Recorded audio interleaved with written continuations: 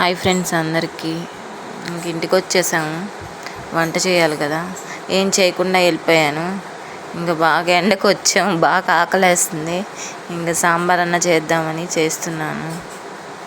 ఆకలేస్తుంది కదా, ఎండ మీద వెళ్ళాము. బయట తెచ్చుకుందాం అంటే లేదు, ఇంట్లో చెయ్యి అని చెప్పారు. అందుకని సాంబార్ చేస్తున్నాను. ఎలా చేస్తున్నాను మీకు చూపిస్తాను చూడండి. సాంబార్ అంటే అందరికీ వచ్చండి, కానీ నేను ఏదో చేసి చూపిద్దామని చూపిస్తున్నాను. నేను ఎలా చేస్తానో అలా చూపిస్తున్నాను.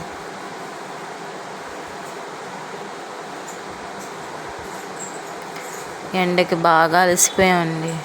చిన్నగా లేవు ఎండలు. ఎండకు కొంచెం జాగ్రత్తగా ఉండండి అందరూ.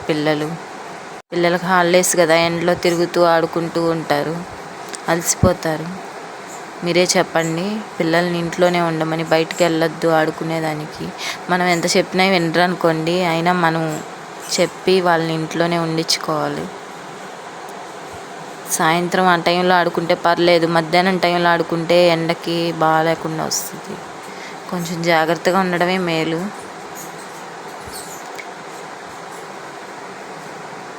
సాంబార్కి అన్నీ ప్రిపేర్ చేసాను, వేస్తూ ఉన్నాను. దోసకాయ, క్యారెట్, బెండకాయ వేసేసాను. మామిడికాయ కూడా ట్రై చేద్దామని వేస్తున్నాను. మా వారేమో పుల్లగా ఉంటుంది, వద్దు మామిడికాయ అన్నారు. అయినా నాకేం అంత పులుపు అనిపించలేదు, అందుకని మామిడికాయ వేసేస్తున్నాను. మీరు మామూలుగా మామిడికాయ వేసుకుంటారా సాంబార్లో? బాగుంటుందండి సాంబార్లో మామిడికాయ వేస్తే. సాల్ట్ వేసేసాను. మామిడికాయ ఫస్ట్ వేస్తే బాగా ఉడికిపోద్దని మళ్ళీ వేద్దాంలే అని అలానే ఎత్తి పెట్టాను.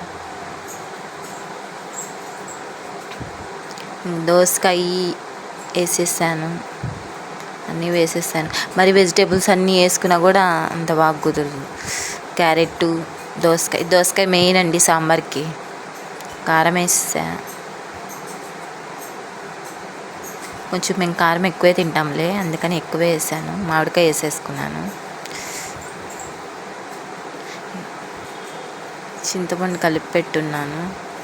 చింతపండు పులుసు పోసేసుకుంటే పప్పు ఉడికిపోయింది.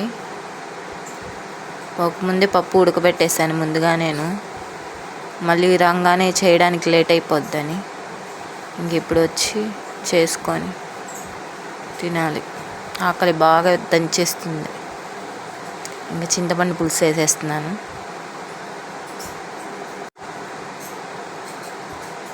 ఆల్రెడీ వడగట్టి పెట్టేశాను చింతపండు పులుసు, అది పోసేస్తున్నాను.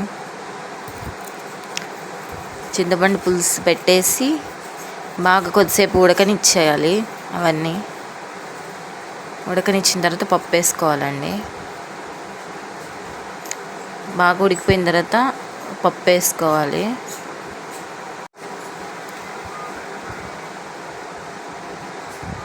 మీరు ఇలా ట్రై చేయండి, సాంబార్ చాలా బాగా టేస్ట్గా ఉంటుంది. మామిడికాయ వేస్తే బాగుంటుంది.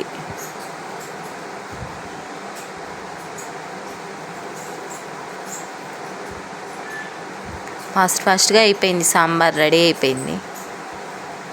పప్పు కూడా వేసేసాను. చూడండి ఎలా వచ్చిందో, బాగా ఉడికిపోయి దెబ్బలన్నీ. సాంబార్ పొడి లాస్ట్లో దించుకునేటప్పుడు వేసుకోవాలండి. ఆచి సాంబార్ పొడి చాలా బాగుంటుంది, లాస్ట్లో దించేటప్పుడు వేస్తే. ప్యాకెట్ పొడి అంతా వేసేస్తాను. సాంబార్ పొడి వేస్తే చాలా స్మెల్, టేస్ట్ అద్దరిపోద్ది. మనం ఇంట్లో కూడా ప్రిపేర్ చేసుకోవచ్చు, కానీ ఎమర్జెన్సీ కావాలంటే బయట నుంచి ఆచి సాంబార్ ప్యాకెట్ తెచ్చుకొని సాంబార్ పొడి ప్యాకెట్ వేసుకోండి. సాంబార్ చాలా టేస్ట్గా ఉంటుంది. అంతే, సాంబార్ రెడీ అయిపోయింది. వేడి వేడి సాంబార్.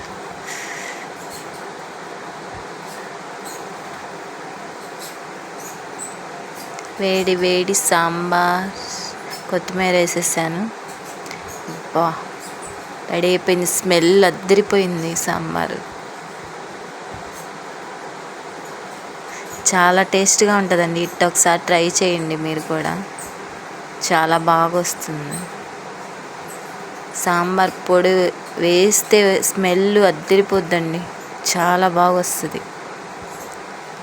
ఆచి సాంబార్ పొడి.